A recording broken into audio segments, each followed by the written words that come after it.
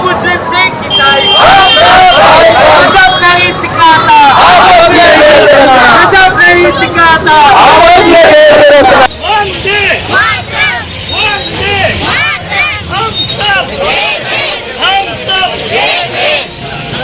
वंचित बहुजन महिला आघाडीचा, वंचित बहुजन महिला आघाडीचा, बाळासाहेब आंबेडकर आगे बढ़ो, हम तुम्हारे साथ हैं।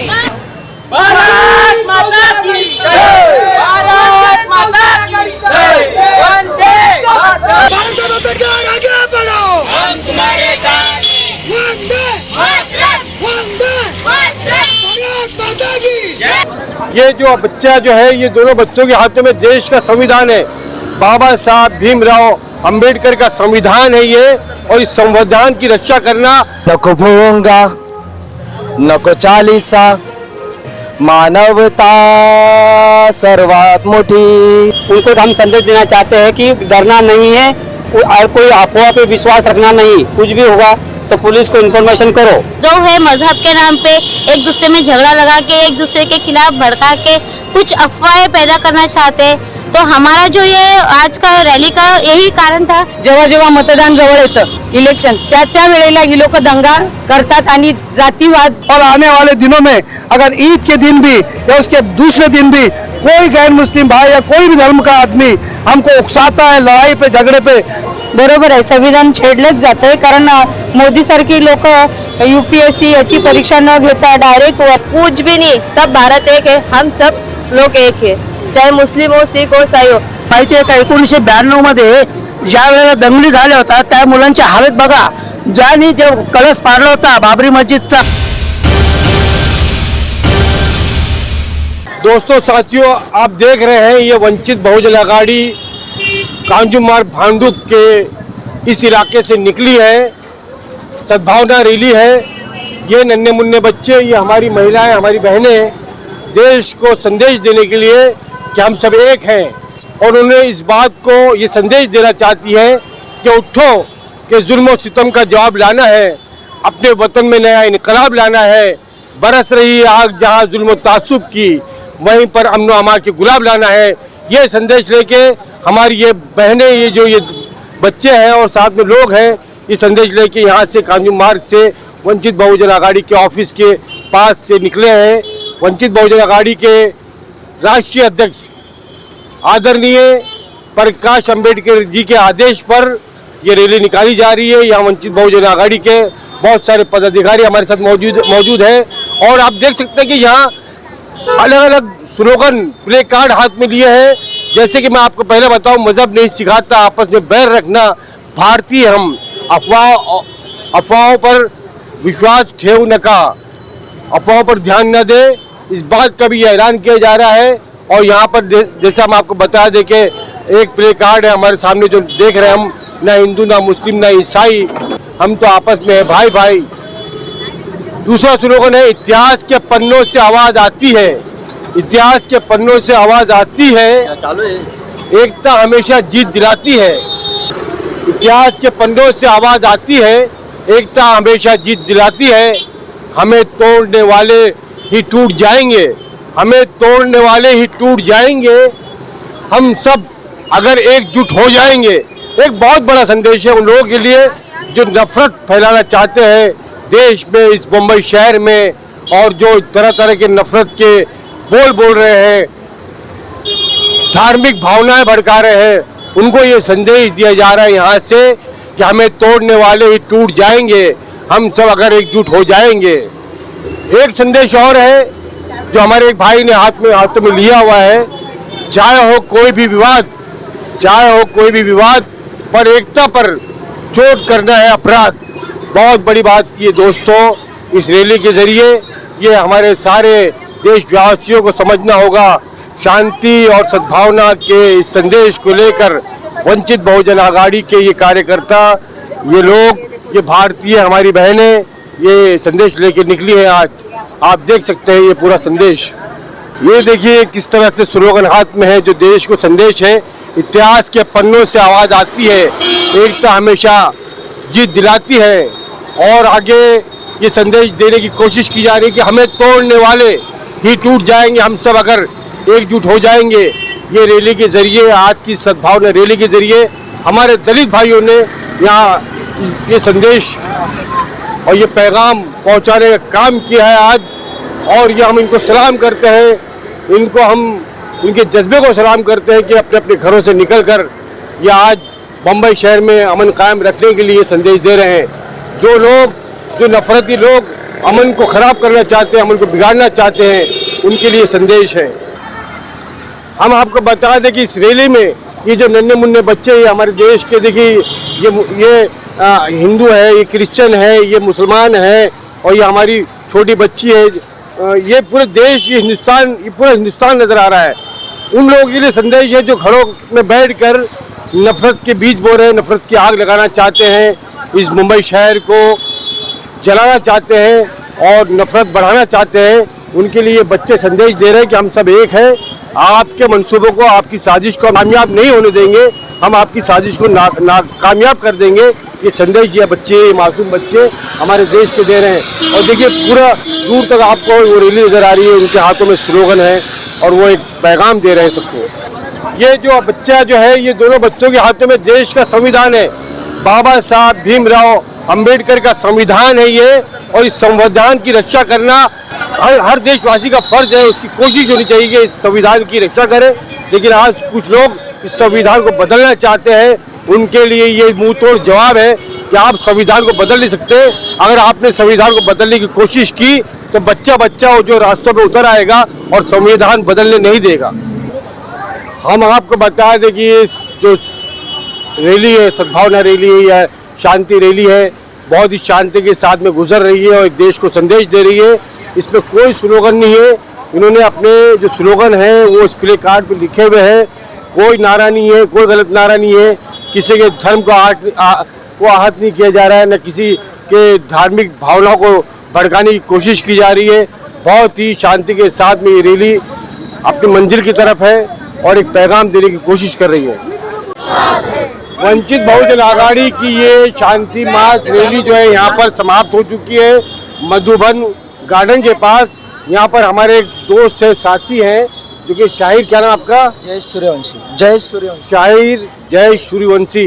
वो एक गीत पढ़ेंगे, उसके बाद में हम ये जो यहाँ की इस रैली के, इस मार्च के जो आयोजक थे, उनसे भी हम बात करेंगे कि आज की इस रैली का मकसद क्या था और इसका आयोजन क्यों किया गया। नको भोंगा नको चालीसा, मानवता सर्वात मोठी, दंगे करती लढवती, नेते करती बातें खोटी। नको भोंगा नको चालीसा, मानवता सर्वात मोठी, दंगे करती लढवती, नेते करती बातें खोटी। नको भूलस भूल थापांना, आठवर काळ तुझा, कोणी केली मदत तुला र, धर्म पाहुनी तुझा। हो नको भूलस भूल थापांना, आठवर काळ तुझा, कोणी केली मदत तुला र, धर्म पाहुनी तुझा। कोरोना आला जेव्हा र, साथ दिली तुला कोणी, बौद्ध मुस्लिम शीख ईसाई माणूस म्हणून धावला। नको भोंगा नको चालीसा, मानवता सर्वात मोठी, दंगे करती लढवती, नेते करती बातें खोटी। Thank you.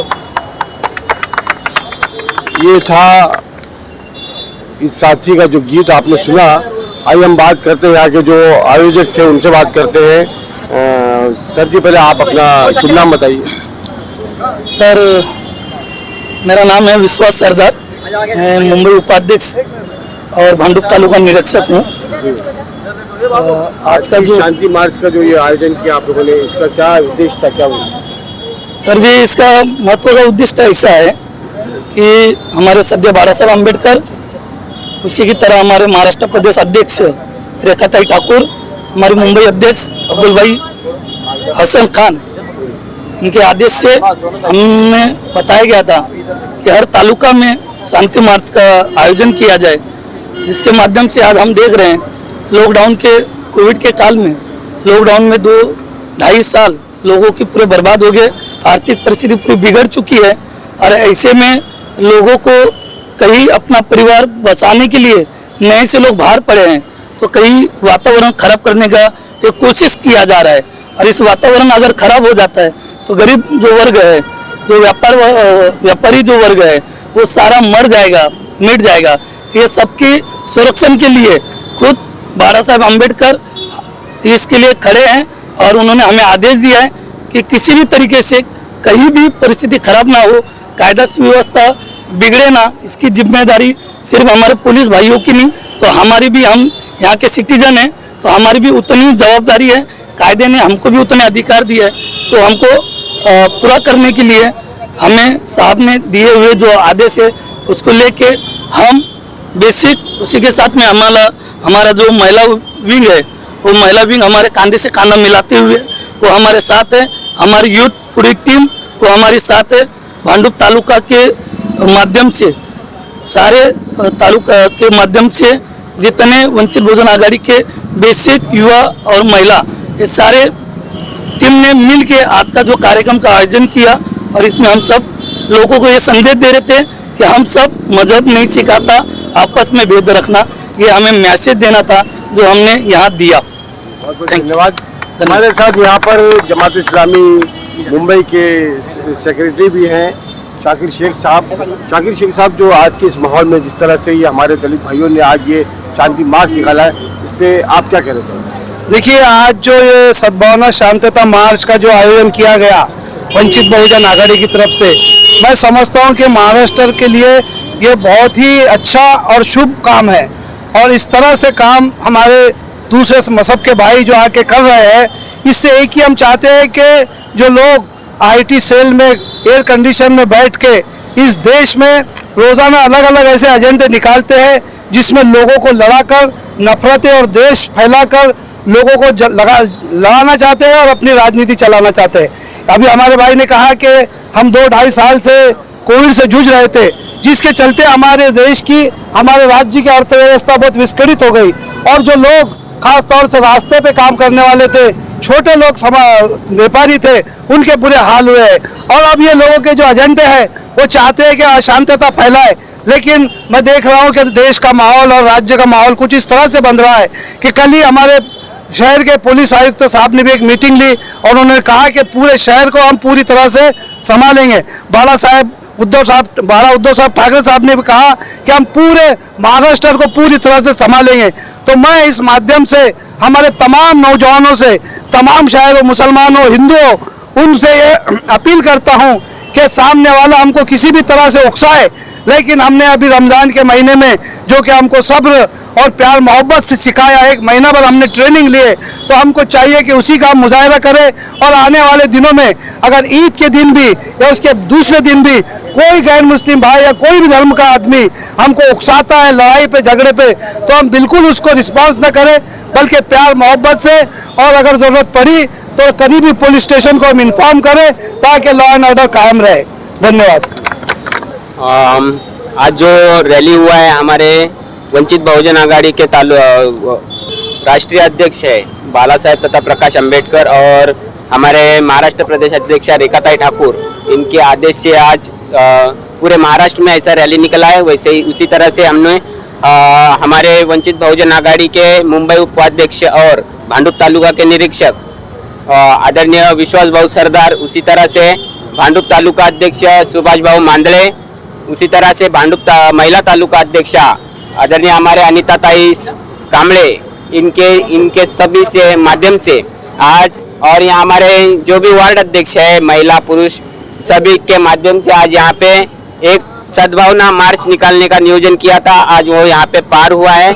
मैं लोगों से इतनी अपील करना चाहूँगा कि आप, खास करके जो हमारे मुस्लिम भाई है, मैं उनसे अपील करना चाहूँगा कि आप बाला साहेब अम्बेडकर को समझिए।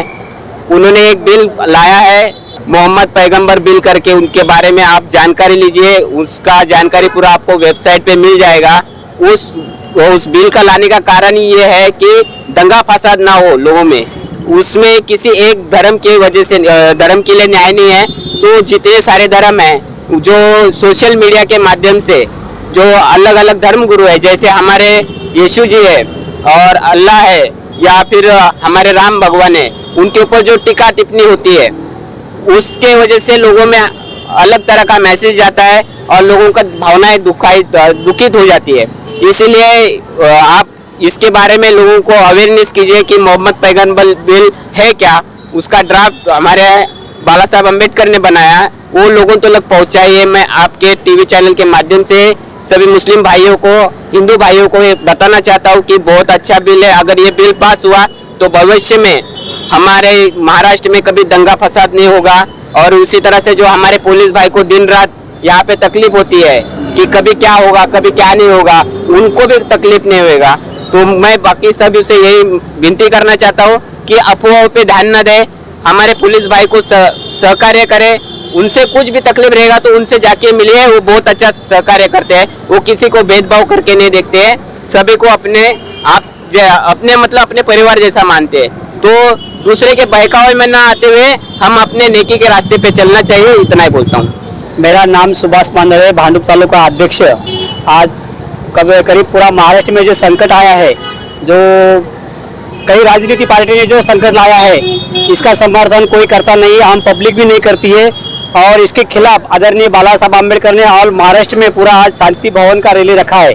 शांति भवन का मतलब कि जो भयभीत समाज हुआ है उनको हम संदेश देना चाहते हैं कि डरना नहीं है और कोई अफवाह पे विश्वास रखना नहीं। कुछ भी होगा तो पुलिस को इन्फॉर्मेशन करो और डरने का कोई ज़रूरत नहीं है। सब समाज सब जागरूक है। कहीं ऐसे छोटे मोटे लोग हैं, थोड़े बहुत लोग करेंगे तो उसको अपन कंट्रोल में रखना है और ज़्यादा से ज़्यादा पुलिस लोगों को सहकार्य करना है। अगर उनको कॉल भी किया तो आते हैं और कोई भी विश्वास अफवाह रहती है उसके ऊपर विश्वास रखना नहीं, इतना ही बोलता हूँ। और शांति सद्भावना सबने रखना चाहिए और शांति से जो भी संकट आया उसको सुलझना चाहिए। हमारे साथ यहाँ पर वंचित बहुजन आघाड़ी की महिला संगठन की हमारी बहनें भी है, हम उनसे भी बात करना चाहिए। आप आइए, आपसे आप क्या कहना चाहेंगे इसमें? मैं वंचित बहुजन महिला आघाड़ी की भांडुप तालुका अध्यक्ष अनीता कामरे हूँ।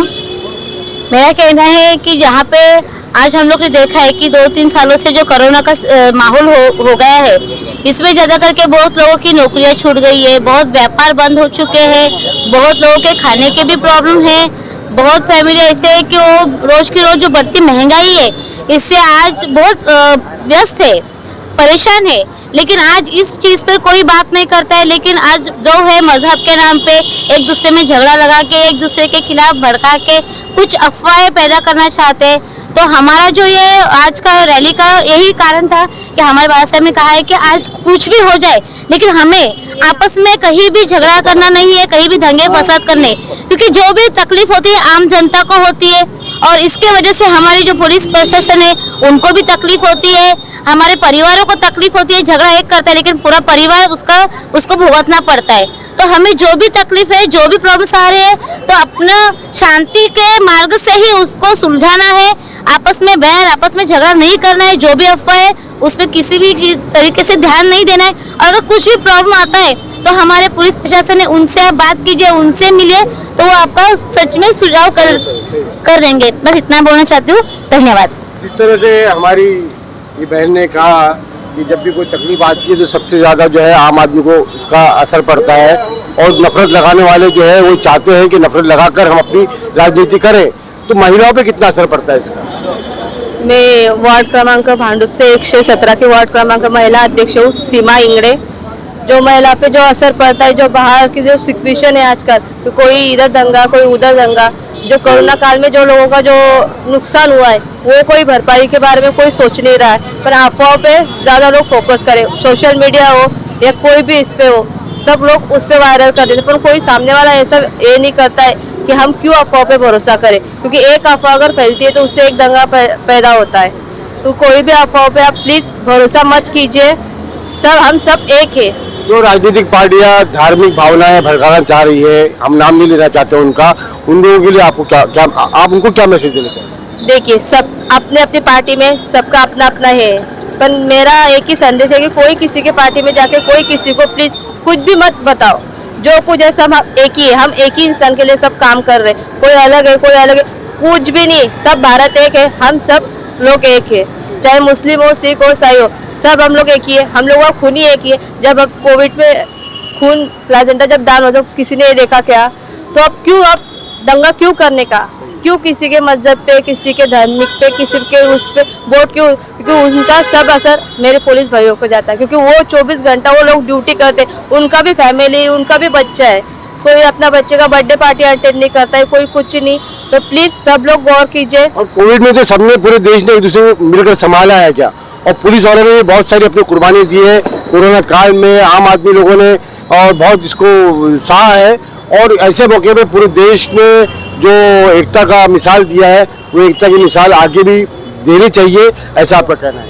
एकता में बहुत ताकत है, एकता में भगवान की ताकत है, एकता में हम आम आदमियों की ताकत है। अगर एकता अगर ऐसे ही बरकरार रही ना तो कोई भी दंगा या फसल कोई कुछ भी नहीं होएगा, क्योंकि कहीं कोई किसी को किडनी डोनेट करता है तो कोई पूछता है क्या कि किसी की जान बचती है, तो जान बचाने का और जान किसी की नहीं लेने का, क्योंकि दंगे से और इसमें हर किसी को नुकसान होता है, तो ऐसा कुछ नहीं तो ऐसा कुछ मत करो, सब एक मिल के रहो, सब एकजुट के बनकर रहो। यही चैनल के माध्यम से मैं आप सब लोगों को यही मैसेज देना चाहती हूँ कि प्लीज सब पुलिस वालों को सब सपोर्ट कीजिए, सब उनकी रक्षा कीजिए और अपनी फॅमिली का ध्यान रखिए।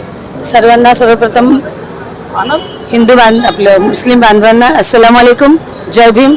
आता सत्ताधाऱ्यांचं जर बघायला गेलं तर सत्ताधारी काय करतात आहेत, नुसतं घराणेशाहीचं राजकारण चाललेलं आहे आणि बहुजनांचा कोणी विचार करत नाही, आणि हे राजकारण करत असताना सत्ताधारी काय करतात आणि RSS वाले आपल्या सर्व 12 बलुतेदार आणि सर्व बहुजनांवर खूप अन्याय अत्याचार सध्या चालू आहे।